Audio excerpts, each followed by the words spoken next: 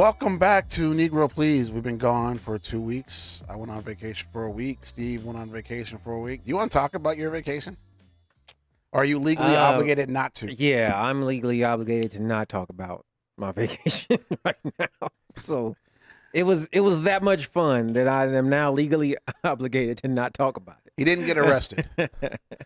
Yeah, I'm the victim. Yeah, the victim here. I did nothing wrong. An injustice happened. Yeah. And it was your whole family though. It wasn't just you, your wife, your kids. It was your uncles, your cousins, your nieces. Like a huge amount of my family. Something unjust happened, and we are now trying to right that wrong.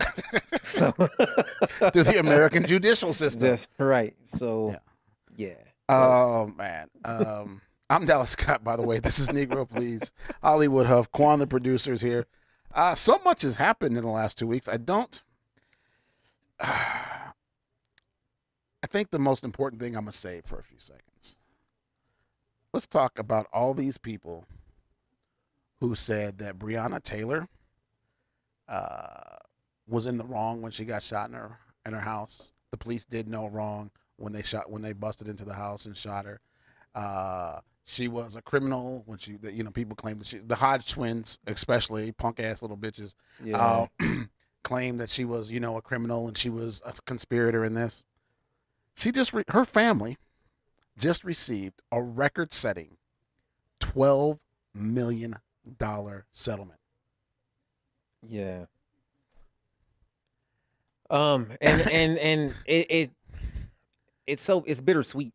It is. You know what I mean? Right. Because we don't know. You can't put a value on a human life, right? Right. Like it's right. And all the years you could have spent with your family, and all the joy and stuff you could have. Of course, it's ridiculous. Right. And what you want is justice. Right. You feel like you got a consolation prize here, which it's one of those things where they're admitting that they did something wrong, hence they're paying us. You know what I'm saying? $12 million. So but. First of all, they settled this in 3 months? We didn't know about her right. She was shot in March. It didn't become major news until after the Ahmaud Arbery thing. So right around April, it became. Or sorry, she was shot in February, and Ahmaud Arbery was February. There's so much of it's hard to keep track. I know, right? So much. She was March, and then kind of became big news when the Ahmaud Arbery video came out. Right. And now she's it's 3.5, 4 months maybe since all this really went to news that they settled. They never settle cases like this quickly, this fast. These things drag out because the city and the state are no hurry to settle it. When are you ever going to go to court and it's over in like a civil case or something where money's involved and it's over in less than 6 months? I mean, less than a year is a good thing. You know what I mean? Right. For them to settle it basically in 2 weeks. You know what I'm saying? Yeah, it was quick. They fired the one cop and then boom, they almost decided, this is probably the equivalent to the jury deliberating for an hour. Right, you know what I'm saying? Right. It was okay, we know he's guilty. Does everybody agree he's guilty? Yeah. Let's drink some water and just go over the facts one more time. Right, you know what I'm saying? Right. And that's basically you're asking for $50 million. We can't pay that. Let's negotiate something we can actually pay here. Right. Yeah. So and the chief of police the head of the police union in this town, he's an idiot in my opinion. Just because now he's upset with the mayor and everybody for settling this, and he was it's not right. You should we got to wait till all this stuff everything's out there, right? Everything is done. The city, even if you could somehow justify them shooting her because the boyfriend was shooting at them because they kicked in the door, they shouldn't have been there in the first place, right? Because the warrant that they were serving wasn't any good because the person they were trying to serve the warrant on was already in jail. That clerical error alone makes them culpable, right? There's so many errors that they made before she gets killed. Right. You know what I mean? So it's like from a police standpoint, trying to defend themselves on this, they never have a case. No, they don't. None of them have a case. The only thing they can do is start pointing the finger and say, whose actual fault was it that this happened? Right. Which receptionist did not change the warrant or put in the right information? Yeah. I just want to touch on that a little bit because we've been over this case a lot. But for all those people who are like, well, you know, she shouldn't have been in her house sleeping at the time. Right. Right. What were you doing in your own bed sleeping? Yes. You know you had to work in the morning. You should have been up already. Oh, my goodness. So $12 million is a lot, but obviously it's not enough. Yeah. I think the biggest news in the last 2 weeks is Ruth Bader Ginsburg died. Yes. For those of you who have been in a box for your entire lives, she's a Supreme Court judge. Mm-hmm. She's also a judge who fought her entire career for women's equality. Bill Clinton nominated her to the Supreme Court because of her record on fighting for women's rights and racism rights and her belief of equality. Her space is now available in the Supreme Court. This is a huge, for people who don't understand elections and why it drives me crazy when people like, well, they think that just because the candidates are bad, we shouldn't do this or shouldn't do that. But those candidates will affect the laws in this country from here on out, right? Yeah, until because they die. The Supreme Court is a lifetime appointment. You either retire or you die. Right. It's one, So they decide what is and what is not constitutional in this country, right? Mm-hmm. It's their job to elaborate on the Constitution, to break down the Constitution, to say, yes, this is within your constitutional rights. Right. Which is what America is based on. The Constitution. Right. Like everything we do legal or illegal is based on what the Constitution says. Right. It's, in essence, the Bible of law for our country.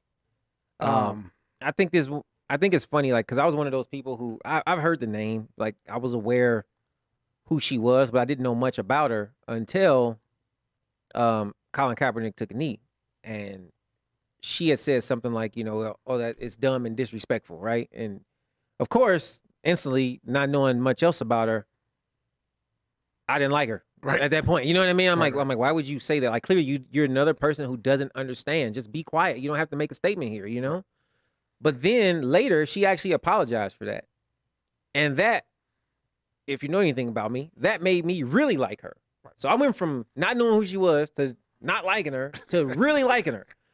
And here's why. Because most people kind of take a stance, and even when they know they're wrong, they won't budge on it. It's just their stance forever. And she was one of the people who had a stance. She thought it was dumb and disrespectful.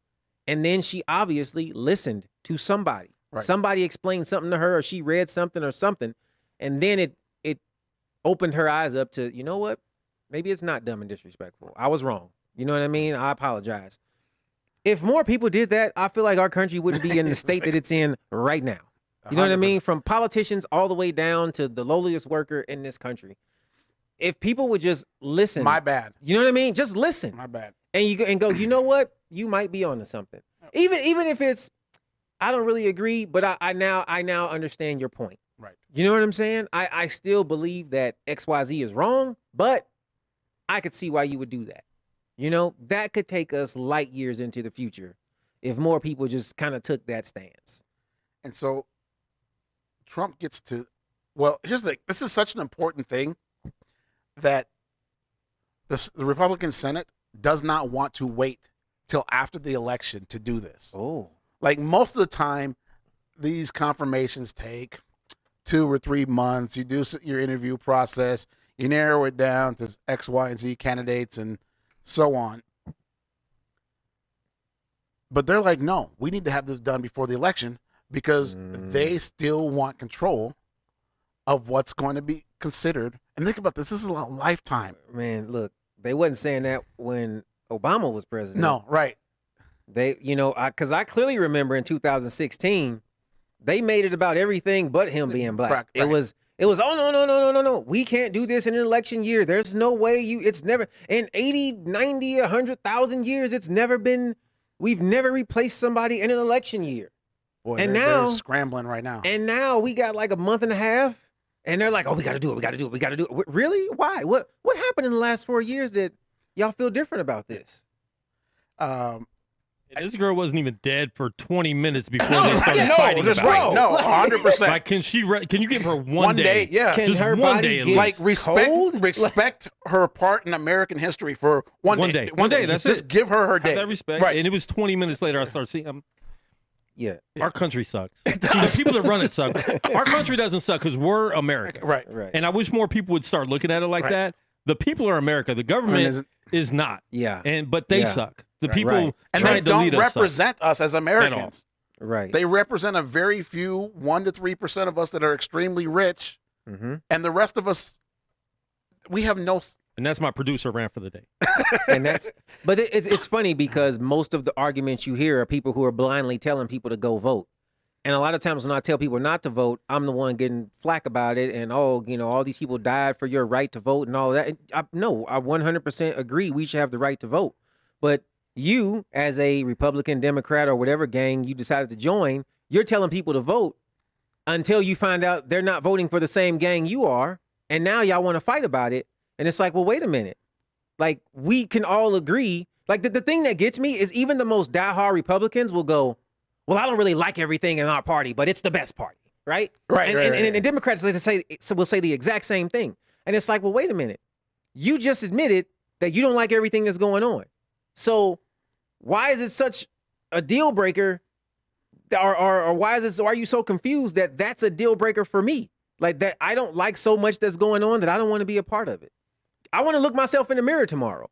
These candidates running for president, I can't imagine voting for either one of them and looking myself in the mirror going, yeah, you did the right thing. You get what I'm saying? Right. And so it's such a tough thing. And then people are like, oh, but this year we've got to get this other guy out. It's like that every single election.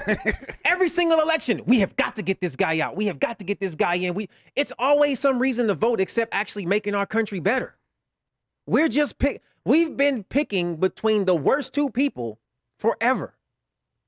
Forever. I wish I had an argument to make against this, but you really can't. Like, you can't. Like, I can't even go like, but this one time or our but system is so bad. It's horribly flawed. It is so flawed right now. We can't even fix it. We're just rolling with it. Right. And every 4 years we just go, yeah, we got to do something to fix this system. But we don't. And we do nothing. Like, I don't even know how we would go about getting rid of the Electoral College and the two-party system in this country. But somehow it has to be done, right? But politicians they don't want to tell you how to do it because they want to keep the control and the power that they have. Right. I will say this, they have a list that Donald Trump supposedly released of the people that he's deciding between to be nominees for to replace Ms. Ginsburg. There's 4 women on the list. 3 guys who aren't old white guys. So, like, not that any of them will get the opportunity. Yeah. Right. But the fact that there's even these people on the list surprises me and kind of impresses me a little bit. 2 of them, though, are kind of interesting to me. One of them's name is Barbara Lagoa. I hope I'm not mispronouncing that. She's from the U.S. Court of Appeals for the 11th Circuit, and one of the other guys is up too, on that same court. And they just ruled a few months back that if you are a felon in Florida and you have not paid your fines, restitution, or whatever monetary stuff that came with your sentencing, that you can't, that it's, it was being challenged, that you don't have the right to vote. It was being challenged constitutionally, and they declared it that it was not unconstitutional. So meaning that it was within the state's rights to do this. And at first I thought about this and I was like, oh, they're just trying more ways to stop people from voting. Yeah. But then I thought about it and I was like, part of your sentence, right? Yeah. If I'm the judge and I sentence you to 10 years in prison, you had to pay, $100,000 in restitution. Right. And $30,000 in fines. That's part of your sentence, right? Right. So to me, even though you're out of jail, your sentence isn't complete. Right. So I'm okay with them not being able to vote at that point until the sentence is completed. Right. And then after that, you should have your rights restored and all that stuff. And it's crazy because I didn't read this article until like 2 hours ago. I'm driving in here 30 minutes ago, and I get a text. And it's I sent you a screenshot of the text. It's crazy. It says, "Hi, this is Harriet with Florida Rights Restoration Coalition. With help from Michael Jordan and LeBron James, we're breaking down barriers that prevent people with felony convictions from voting in Florida. Do you know anyone that needs their fines and fees paid off so they can vote?" I think it's admirable of Michael Jordan and LeBron James and all those other rich people that they're going to get together and give money to help somebody. Because there's probably a lot of people here who have a lot of I mean, in some $1,000 fines that aren't consequent, major. I think that not knowing what the fines are, going from person to person. I mean, there are some cases, you got a convict fresh out of jail. He's done his time, but he still got these fines to pay. So he's got to get a job. It's going to be tough for him to get a job. I mean, for me and you, working class person, $1,000, yeah, I can get that paid. You know what I mean? Right. Some of these guys, $1,000, I mean, he got to find him a place to live. He got a handful of other things, you know what I mean, that he's trying to do to reassert What if he's been out of jail for like 3 years, though? I mean, how long does it take for you to find a job, a good job, where you're not living paycheck to paycheck, No. And then, but then what if his fine is $10,000 and not $1,000? You know what I mean? And he's making payments, but it's not paid off.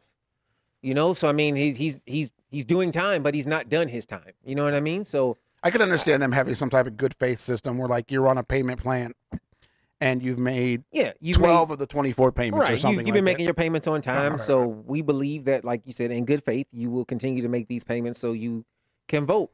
But I wouldn't argue with them if they were like, well, no, because he's got to pay this off fully, right? Because that's it. I don't think that going to prison should affect your voting rights at all. I 100% believe that committing a crime, you're going to jail, you're doing your time while you're in jail. No, you can't do anything. You can't vote or run a business, or you can't do anything from prison. But the day you get out, now you're a free man. You've served your debt to society. So I was thinking about this on the way over here. And I think that at that point, you should have all your rights restored. I've been thinking about this on the way over here. And you can't let prisoners vote, in my opinion, because you can force people in prison to vote a certain way. Right. While they're in prison. While they're in prison. Right. I agree with that. Yeah. Not while they're in prison, they can't vote. Right. Part of me feels like they're part of the U.S. population, even though they're in prison. But I feel like wardens and people promising clemency and can put a lot of weight on it. Yeah. Especially like if you're the leader of a gang or something in prison where you have influence over a lot of people, and they promise you a pardon or something if you get your 2,000 followers to vote a certain way. So while in prison, I understand that. And then I had to think about, like I said, but I feel like even though they're out of prison, they haven't served their sentence until it's paid. So I get that. Okay. Yeah. So, you know what I mean? Like, if think about this. Let's say your crime was that you were a DUI and you killed somebody's 3-year-old child. And now you owe that family, I don't know, $100,000 in restitution or whatever the court decides. Right. You get out of jail in 6 to 8 months. Have you really served the sentence for taking somebody's life there? And I mean, until that fine is part of that sentence. until you pay, because you were sentenced to this many years in prison and this much in money. Right. So I can see that. I could see that being somewhere in the books. You know what I mean? So, but I could also see there being a line where, like, if you owe less than $1,000, you get your vote, or 5,000 or whatever the number. And it goes to show how important they want us to believe voting is. Because does all this really matter if the majority of the people in your state vote Republican, but the Electoral College says, nope, we putting in Democrat? Right. You know what I'm saying? Like, does it really matter? And that's the part that bothers me, not just with the Electoral College, but just with the way that everything is run. we have so many checks and balances that even when it's balanced, somebody can still check something on the side. And because it's not so far off, just a little off, we just roll with it. Right. You know what I mean? But to me, as long as we have this two-party system, there is no checks and balances, right? No, there's not. Because everybody just follows a line. Lord forbid we ever get a Democratic president, Democratic Senate and House, or Republican president, Republican House and Senate. Because either way, the country's going to get screwed one way or the other, right? Right. If you get once. So there's part of me that's glad that there's infighting, even though I think it's ridiculously stupid. Because then, like, stuff doesn't just get through because, oh, well, we're just going to follow the party line and get it through. Right. Like, there should be. Yeah. I always feel like when you're debating laws and things that affect an entire country of 360 million people, yeah, it shouldn't be something where there's like, oh yeah, that's great, we're just going to sign it through because there should be somebody debating it. Yeah, right. There should be somebody debating this issue and fighting over this issue. Right. If it's something, with the exception of things like these stimulus packages, like this fighting over the stimulus packages makes no sense to me because it shows how much they really don't care about the American people, because almost the entirety of the stimulus package went to major corporations, which in my opinion shouldn't have been in the stimulus package to begin with, because that's a whole separate issue. Well, and then the issue you have is the Republicans or the Democrats. Who did I say last time? Republicans. So before people think I'm picking on somebody, if the Democrats wrote the most absolute perfect stimulus package, most of the Republicans will reject it simply because the Democrats wrote it. And that's a huge problem. Like, that is a dynamic problem where if someone wrote this stimulus package and there was no Republican or Democrat, there were just people in office. You know what I'm saying? Yeah. Now we have to look at this. We actually have to read the stimulus package and decide, is this good for people or is it bad for people? And in most cases, we would have gotten things done so much faster and so much better, because now instead of all the people on this side saying no and all the people on this side saying yes, and now we just figuring out who's got the most people on each side. You know what I mean? Right. Instead of actually having a legit vote of just, we got 300 people here. How many of you like this? Right. You know what I'm saying? How many of you think this is great? And just have it in a nominee. We don't have to say where it even came from. Right. This is what's been presented. You know what I'm saying? Doesn't even matter. But I mean, what do I know? This is part of my argument for like not having the Electoral College, because people in Idaho and Wyoming say, well, it gives us equal representation. But does it? No, it doesn't. Because essentially this election is going to come down to Florida, Pennsylvania, Ohio, and Michigan. Because things are just never Oregon, Washington, California are always going to be Democrat. Right. Alabama, Texas, they're always going to be Republican. Wyoming, so there are like a few states that will flip-flop every few years. Right. And we're leaving it all up to those states. It's up to whether or not people in Florida, Pennsylvania, Ohio are lazy and don't want to go out and vote, or they just don't care, or they don't vote in general. All of our governmental decisions is really based off of those people. Think about how bad this situation is. Florida is one of the deciding factors in who's going to be president. Google Florida man and any date. And that'll tell you all you need to know about Florida. Just burning my brain right now. And look, I know some great people in Florida. I think South Beach is beautiful. The greatest place on earth. Like, it's my Disney World. Yes. We're supposed to have your party at South Beach. We had a big birthday party planned, and COVID struck it down. And the Rona. Yeah.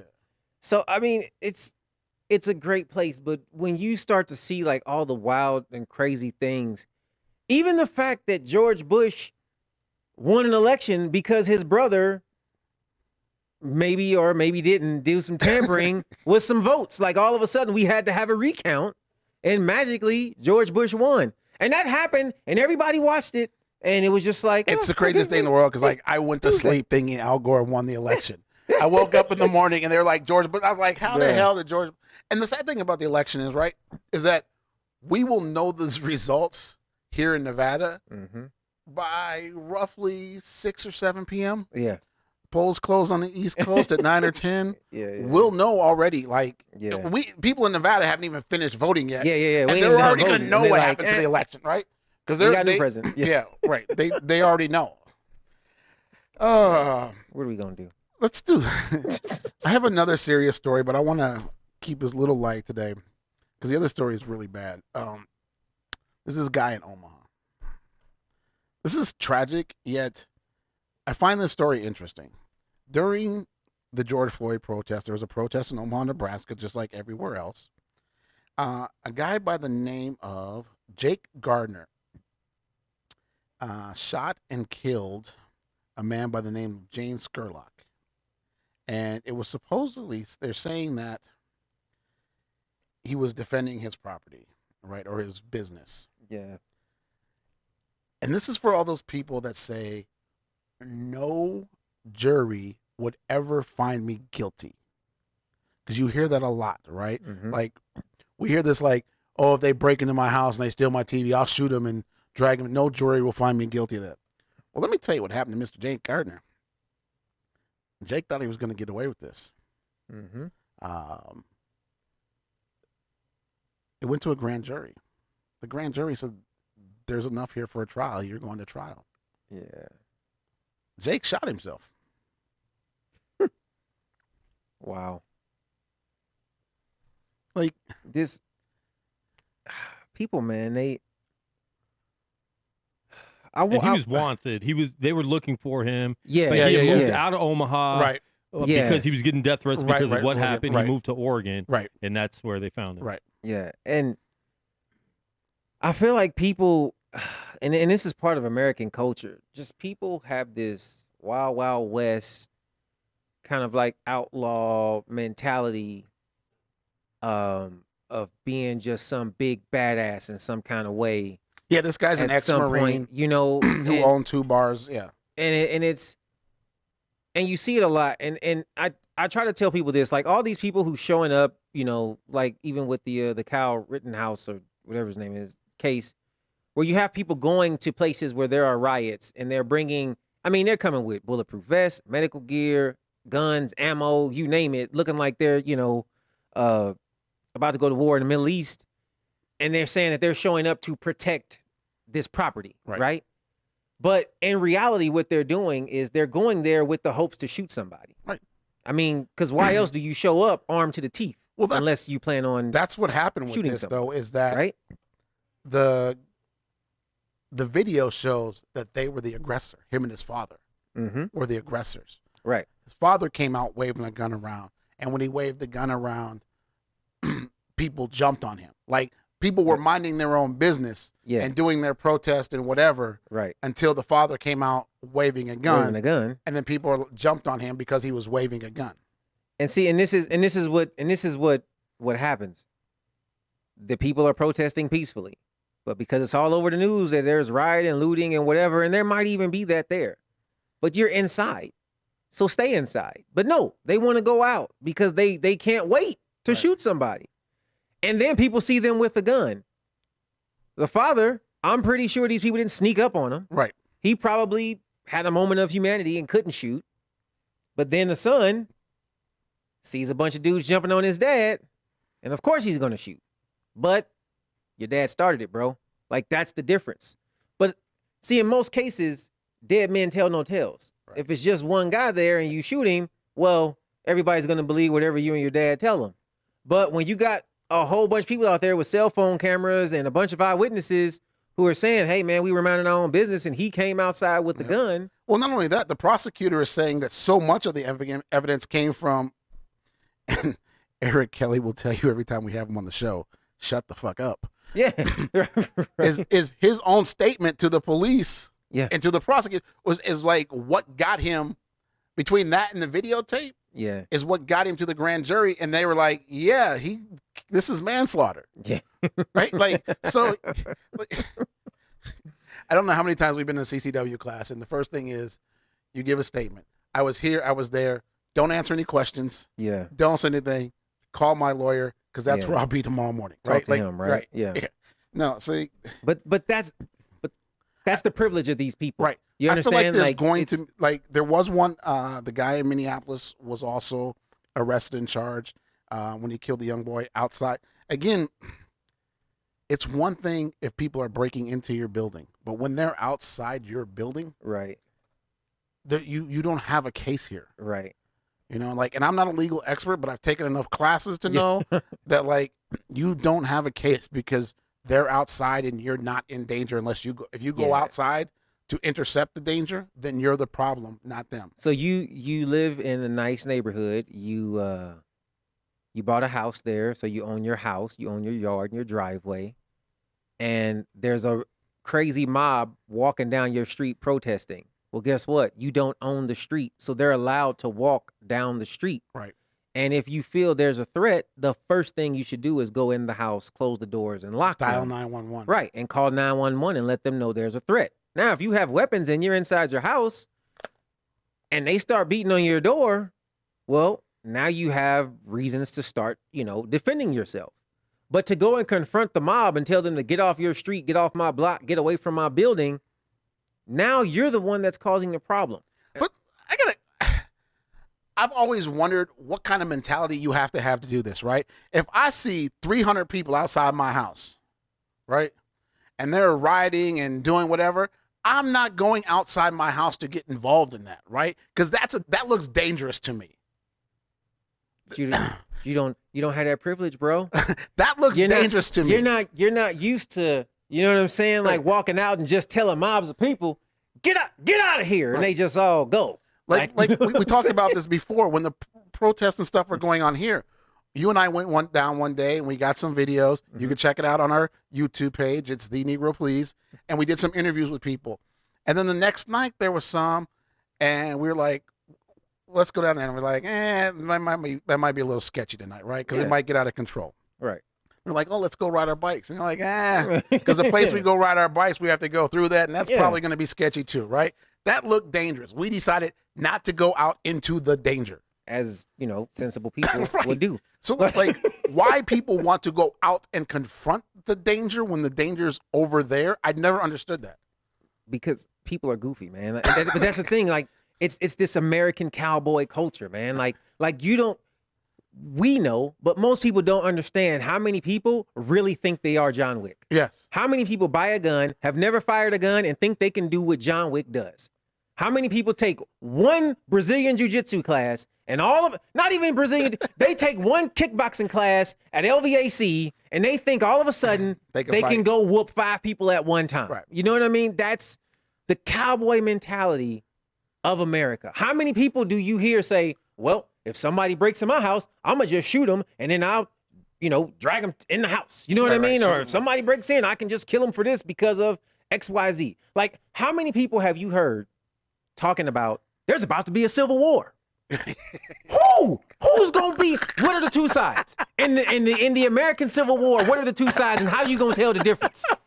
Like the Democrats and the Republicans about to go. How do you know who is who? Right. People like the liberals and the whatever. How do you know who is who? Like all Republicans are about to move south of the Mason-Dixon. Yeah, like, and all Democrats are going to move north. Civil War. What are y'all? Where's the base? Where's the headquarters? Like because people want this. Why do you think people are so obsessed with a zombie apocalypse? They want to go out and see just human beings that they can shoot and gun down. You see, like people just it's a culture. But that is great at the movie theater. Our non-compassion for the human life. Right? Exactly. Right. Because we just want. Where's it? Yeah.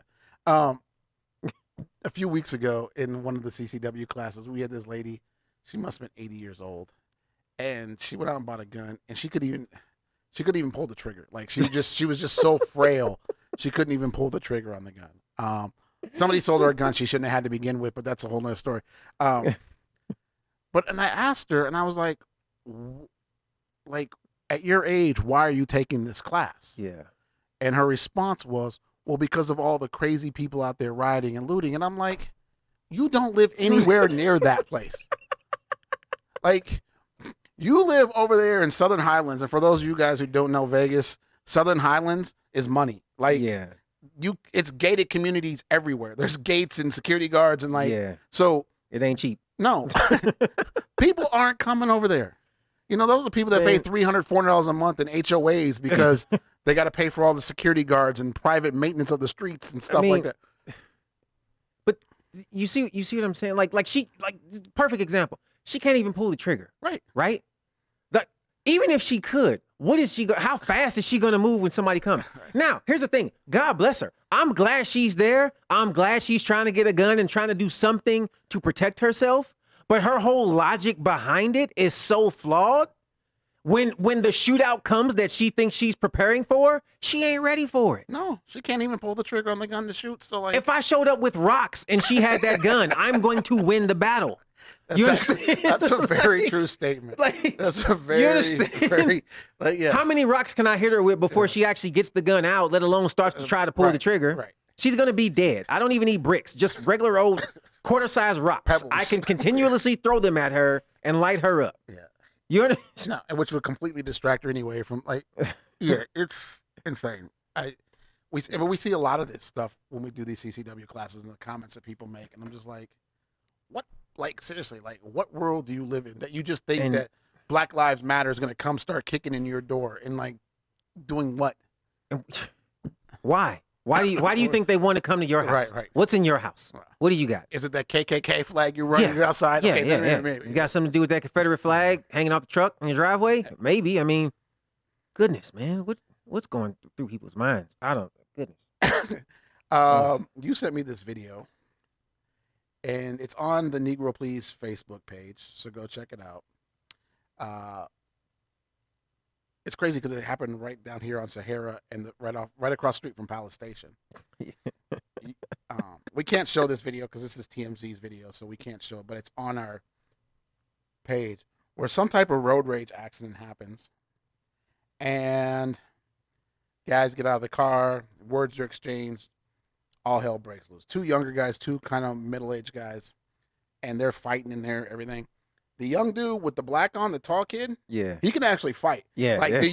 Like you see him do those, like he's taking more than one kickboxing class. Oh yeah. He did because he didn't get his training from LVAC. No, you see the knees that he's throwing, and I'm like, oh shit, you picked the wrong person. That's a Muay Thai clinch. Right. I was like, whoa, like, bro, you picked the wrong one today. Like, and he took some shots to the jaw and came back. But I was like, hey, he didn't slow him down. No.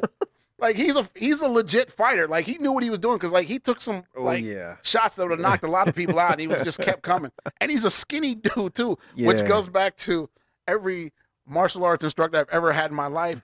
Don't underestimate the opponent. I always assume they know what you know and more. It got so bad though that one of the older guys went and got a baseball bat out of his car. Yeah. And comes out swinging a baseball bat and hits these guys with baseball bats. When I saw that, I was wondering, where did this dude with the bat come from? And I had to watch the video again because he goes up, like the camera kind of goes back and forth because it's two groups of people fighting. And it's on him, and then he's fighting the guy who's doing the Muay Thai and stuff. And so, then the camera goes to the other two people fighting. And then the camera comes back, and you see this guy run on the scene swinging a baseball bat. And he's swinging for home runs. Oh, yeah. Like he's swinging. He was swinging for the fences. Yeah. And it happened between Chick-fil-A and Santa Fe. Station. What station? Palace Station. Palace Station. Right. It's right there at the corner, like in the middle of the street. They're literally on the median fighting. Yes. I was looking at this and I was like, I know this. I was like, oh, that's Chick-fil-A over there off of Sahara. Like, it's people. Look, man. On a not so funny road rage incident, a friend of mine's ex-wife was killed the other day for what they're not 100% sure, but they believe what was a road rage incident. Initially, they thought it was a car accident and she died in a car accident. The coroner gets there and they actually find a bullet wound in her. And the coroner's like, no, she died from this gunshot. Wow. Yeah, there was... The initial report is that they believe it's some type of road rage accident. Yeah. She was on her way home from work, and it's crazy because, like, she has 3 daughters, and that's, like, all... Like, I keep thinking about that all the time. Like, she has 3 daughters. I think they're between, like, 11 and 15. Like, so they need mom right now. They're in that age. You know what I mean? Like, and... Again, back to common sense and human civility... How do you get in a point where you're like, I carry a gun in my car all the time. But at no point have I ever been cut off, or anybody who drives down the 15 in Vegas knows it's horrible, right? Like Well, the worst California drivers are here, and it's absolutely the worst. Like they're cut in and out of traffic, 100 miles. It's just, Yeah. you have to be like 100% paying attention there because like it's the traffic is crazy. It's better now that they opened the extra lanes, but before when it was construction, it was even worse. Right.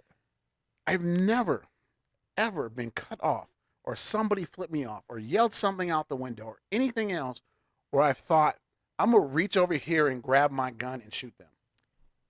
I've never even thought, I don't even think about the people. Like, you know what I mean? Exactly. Like, there's no, I have no, now, there have been times where you get cut off and it's ridiculous. You know, like somebody just cut you off, they slam on the brakes or something, and you got to slam on your brakes to not hit them. Right. Or they're cutting you off and you hitting the horn and they still coming and you got to do something drastic. I've yelled, of course, like, because it's just a natural reaction, right? But you're not yelling out the window. You're just yelling in the car. Yeah, I'm just like, stop. What are you doing? Like, you know, and I might pull up to the side of him and look at him like, bro, what?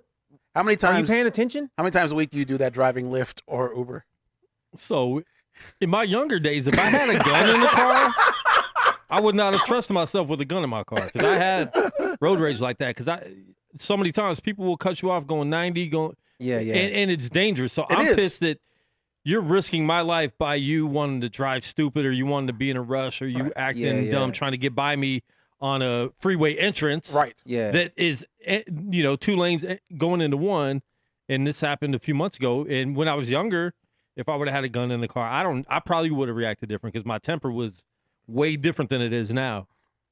You've grown up a little bit? A lot. So where I could actually carry a gun in my car now without worrying about that. But there's plenty of times. I mean, you're right. Driving out here is crazy. People act stupid, but you know, some of my passengers, oh my gosh, I don't know how you do it. I'm like, I'll never see them again. Probably ever for my life. Let them go by, even though I'm heated right now. Yeah. And there's been times and I'm like, I'm glad you guys are in my car right now. Yeah. Because I probably would have chased them down and cut them off myself, and it would have been stupid. But I think. And with that girl, I keep wondering, and I'm not sure what the investigation did. Were they trying to shoot at somebody else, and she was caught in the crossfire? Right. We don't know the.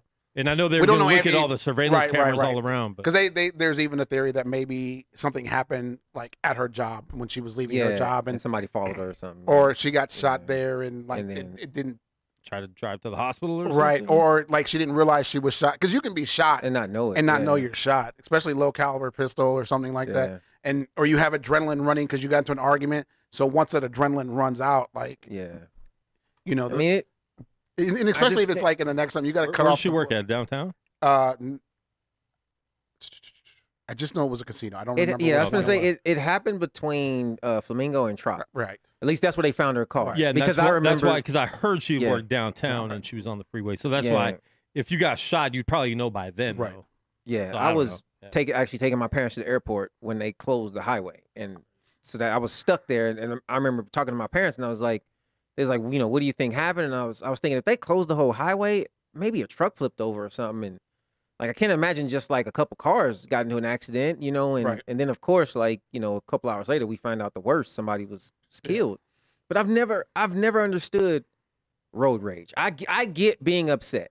I get even to the point of if somebody cuts you off in like just some dangerous manner, giving them the finger, yelling some curse words at them or whatever. But like I've been in cars with people and I didn't even consider this to be cut off. Just someone happened to get in front of them. And they were just like flipping out. And I'm looking at the person I'm with, like, I got to get out of this car, man, because you are crazy. That this is just regular traffic, bro. Like, you know what I mean? And I think maybe I'm used to people driving so bad that the bad drivers just don't bother me as much as some people. But again, I can understand you being really upset if your life was really placed in danger by another driver. But go ahead. You know, but to get to a point of I'm about to kill this person. You got issues, man. Like it, you know what I'm saying? Like that. I don't think that was, I give an analogy a lot about like, you know, somebody might step on your foot once and say, excuse me. And it's not a big deal. Then it happens again. You're a little more frustrated. By the 15th time, you can't take it anymore.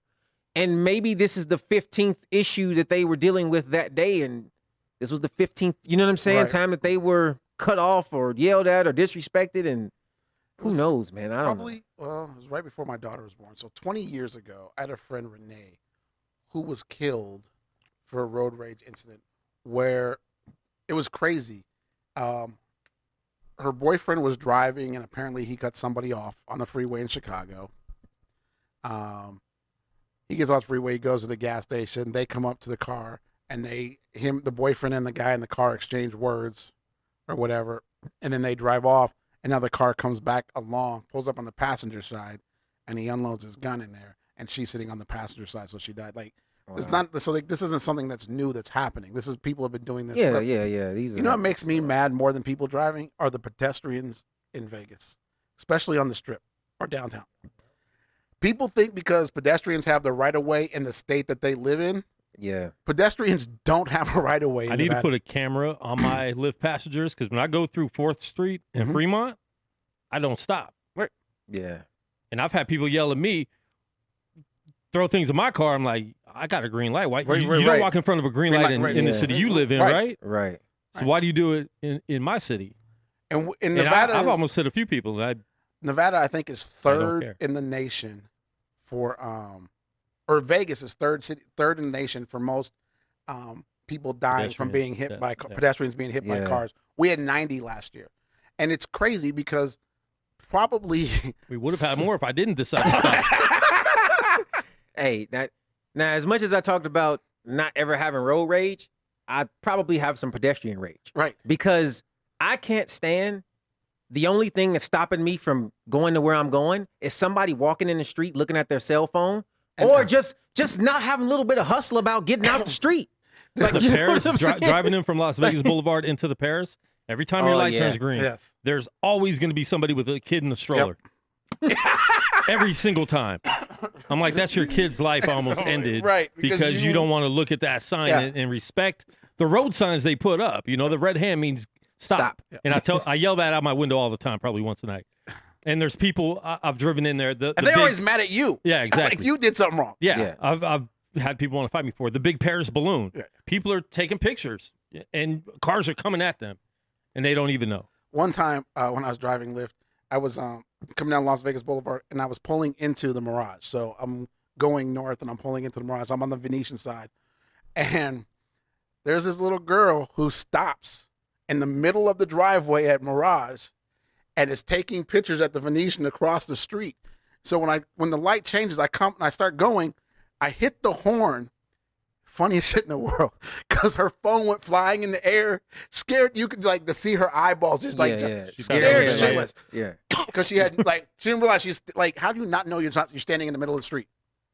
And why do all jaywalkers at night have to be wearing black clothing? I don't know. Like, yeah. And my problem is, I'll see cops down there. I've yelled at cops before, like, why do you let them do that? Because you don't let us do that. Right. Yeah. If we're like down Fremont farther. Right. People have been taken to jail over jaywalking in Vegas plenty of times that live here. It's a big crime here. Yeah. It's the homeless people or just people downtown are taken to jail, but you let the tourists get away with so much. Mm-hmm. And people are dying for it, you know? Yeah. Right. That's why it's so important to me is like they don't realize how many people actually die from this. Right. And people don't realize how I saw a guy the other day walking across the street. He's walking. It's not even at a crosswalk or anything. He's just walking, looking down at his phone. He gets to the curb. He walks right into the street. And in my mind, I'm so focused on him, I don't even see the cars coming. Like, and there are cars coming. And I'm looking at this guy, and what I'm thinking is, man, a car could be coming, and he wouldn't even know. And then I hear a screech, and somebody land on their horn, right? And he jumps because he's startled, and he looks up, and I look, and I'm like, oh, wow, he just almost got blasted by this car, right? And then he backs up, but he's looking at the car like they're the one in the wrong. Right. And in my mind, I'm thinking, bro, I almost just like universally caused you like telepathically to die right here because I was literally thinking that was about to happen and it happened. Like you almost got roasted. There was also a time, well, I wasn't out there, but there was a recent one where some guy decided to cross the street at Mirage going to Harris after the light changed. Him and his buddies. His buddies running across the street. He trips and falls.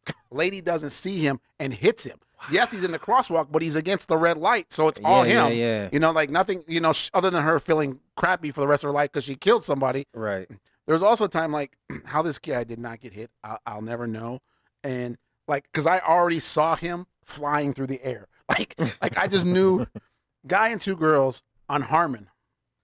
in Las Vegas Boulevard. There's nowhere to cross there. Yeah. Like, it's illegal. They got fences up and barriers up, so like you can't cross there. Right.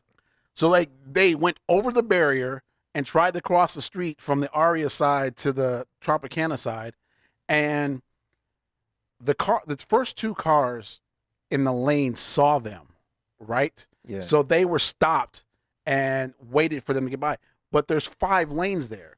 The third lane, how that guy did not hit him, like he's living right. Like he had just paid his tithes or something. Hey, man, because like the guy slams on the brake and like I said, in my mind, I just saw this guy flying across Harmon, like all the way into, like he was just gone. But somehow he doesn't get hit. And I'm just like, it's like the sad thing is he'll do it again tomorrow. Yeah, you see all those videos of people like narrowly escaping death. You know, like you'll see a car just sliding sideways out of control, and it zips by like a woman or something so close that like it lifts her dress up. Right, you know right. what I mean? And it's you see those all the time. To see one in person is wild. You know what I mean? Because in your mind you're thinking, like you go from just kind of minding your business to 2 seconds later, I'm about to see somebody die. And then they don't die. You know what I mean? And you're like, good, he didn't die, but you're an idiot. Like you almost wish he did just get hit. You know what I mean? Because it's like, why are you out there? At least break his kneecaps or something, right? So he learns his lesson. But the guy, I think he might have learned his lesson because he was scared shitless. Like he was. Yeah. Hey man, some things should only happen one time. I want to spend a little bit of time on this, not a whole lot, because I just have a few articles worth of information. I just sent it to you. A friend of mine sent this to me on my way here, actually. So these concentrations they have where they're keeping these undocumented immigrants and women and stuff. Mm-hmm. A woman by the name of Dawn Wooten. She's a nurse, and she worked full time at one of these concentration camps. And then she complained, and they cut her hours. So she blew the whistle on them, which is pretty much what happens every time somebody feels like they get slighted at work, right? Yeah. And they got some dirt. Well, apparently they're forcing these women to go have hysterectomies, and they're sterilizing them. And most of them don't speak English, or so they don't have enough information to know where they're even going to begin with. They think they're going to the doctor. They end up having these surgeries, and I'm surprised this isn't bigger news, but it just came out a couple days ago, so maybe people are still trying to wrap their heads around this. This is why whoever is the next Supreme Court judge, stuff is so important. I got to believe this is unconstitutional. Yeah, of course it is. You can't force somebody to have a medical procedure. Right. One of the current prospects for the Supreme Court, the possible nominees that Trump has listed, Amy, dumbass. I'm sure she's a very intelligent woman, but then she says stuff like this, that she believes that men should be in control of the marriage and the household, which is such an antiquated, ridiculous theory to me in the year 2020, because I know plenty of women who have better jobs than their husbands, who are the home carers, the role of the man and the woman is not confined to basically the man's only work being extremely hard labor or hunting. Right. And it's not even to say that women can't do those things, but that's the reason why we have these traditional roles. Because, I don't know, 400 years ago and more, all of the actual jobs that provided for a family were physically tasking jobs. Right. Right? And so because men have more testosterone, it makes more sense for the person with the most muscle to go and do that job. Right? Right. In 2020, that is no longer the case. No. And we have technology, and we have better weapons, and we have better schooling, and we just have better tools. Yes. Right. All around that women and men, for the most part, can do a lot of the same jobs. So to say that a man should have to do this or a woman should have to do that, to me is just very outdated. Because I know people personally who literally they live by these traditional rules and they're struggling, and their lives would be so much better if they just switched roles. If the husband became the house husband and the wife went out and worked. they be much happier, they be much more successful, they be much more productive. I mean, I can go down a list, but they want to do it the opposite way, where the woman stays because at society home. has told us. But then we don't live in a society anymore where the husband can go work 40 hours a week, pay the mortgage, the car payment, and all the bills, and the wife could stay home with the kids and do all, the cooking, money's cleaning. the money's not there. So many aspects to our society that just don't fit that bill anymore. This ain't the 50s. Right. In the 50s, you only needed one person to work to have an income. Didn't matter if it was male or female, right? But now, because of the cost of living versus what the average wage is, it's just not feasible. Right. Unless you have a 6-figure job. See, and I don't know, maybe it's just the way I was raised, because my grandmother probably would have smacked the snot out of me. But I just believe that, like, men don't tell women what to do. Doesn't like if you have a job and you're making your money, even though we're together and we combine bills and we both pay whatever. Yeah. But if you want to stop with your girlfriends and have some appetizers and drink and margaritas at Applebee's, Yeah. I'm not like, no, you can't do that. You got to come home. Like, this mentality that people have still about that kind of stuff, like, befuddles me. People are stuck in traditions, and a lot of times they don't even know why. Yeah. There's an old story. One of my mentors told me, it was a woman, she's making a ham, and she chopped the two ends off the ham. And her daughter asked her, "Why do you chop the ends off the ham?" And she goes, "Well, that's the way my mama taught me how to do it, right?" So little girl goes to grandma, says, "Mama chops the ends off the ham." She said, "You did it that way. Why do you do it?" She goes, "I don't know. It's just the way my mama taught me." So little girl goes to great grandma. "Great grandma, why do you chop the ends off the ham? Mama and grandma said that's the way they do it because you told them to do it." And she said, "I don't know why they do it, but I did it because I couldn't get the ham to fit in my tiny oven." Right. So you have a tradition that nobody knows why you even have the tradition, but y'all are just doing it because it's a tradition. Because it's tradition. Because that's just the way you've seen it done. Somebody told you that's the way it was supposed to be done, or that's how it's done. Or analyze your own life. Analyze what works for you and your spouse, or you and your children, or you by yourself. And then go from there. Advance yourself. Don't live in the shadow of your parents. My parents, I think, did a pretty good job raising me and my brothers and sisters. But as an adult, I have analyzed some of the things that my parents did that I think were not effective. Some of those things are even outdated now. Some of the things I just didn't like, and I just don't want to do them to my kids. But I take all that information, and that's how I raise my children. Right. And I try to learn new things all the time because parenting is tough, right? I always tell this. I always tell people when they're having their first kid, I'm gonna give you some advice, and that is don't listen to anybody else's advice because they're not you. They're not gonna be in those situations. Like, we all have similar situations, right? Right. But you got 3 girls. I got 3 girls and 2 boys. Like, my boys don't act anything like my daughters. Like, it's a completely different dynamic. I can't tell you how to raise your kid because I don't know what your religious beliefs are, what your food beliefs are, what your you know what I mean. And I'm also the type of person, I believe that you should raise kids so they can make decisions for themselves. Right. Because eventually you won't be there.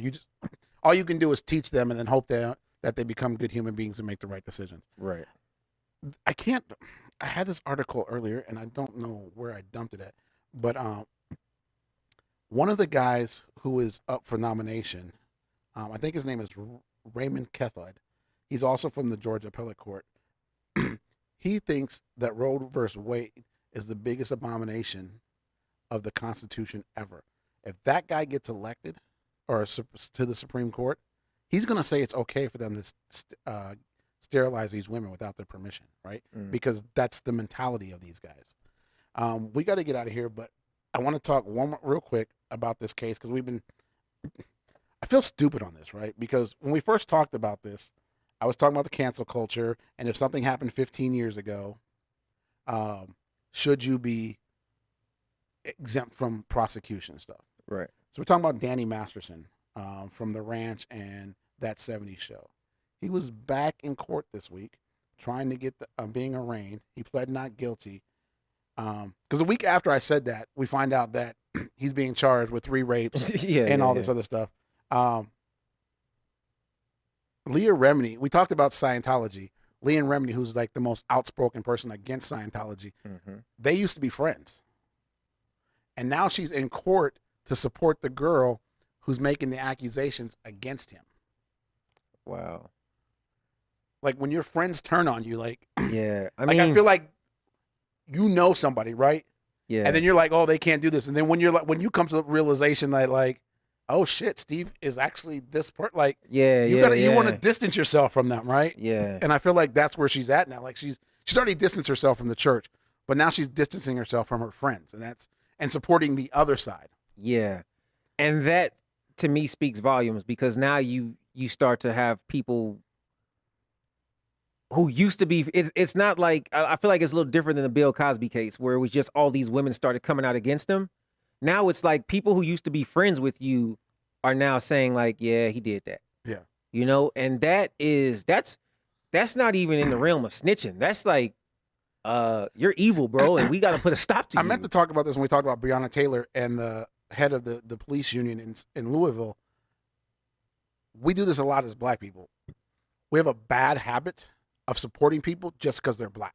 Yeah. And I feel like other people support people just because they're in their group. Yeah. And instead of supporting people based on right and wrong. Right. Like we all had R. Kelly's back, even though most of us probably should have went to prison for watching child pornography because we watched that video. But yeah, then Surviving R. Kelly came out, and we're like, oh shit.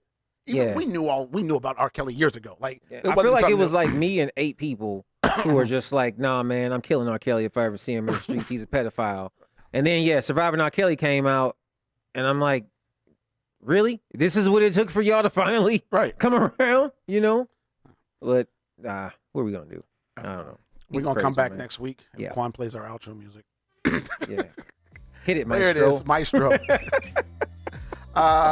Please check us out at Facebook, Twitter, Instagram. It's The Negro Please. YouTube channel, The Negro Please. Dallas Scott, Hollywood Huff, Quan the producer. We will see you next Monday.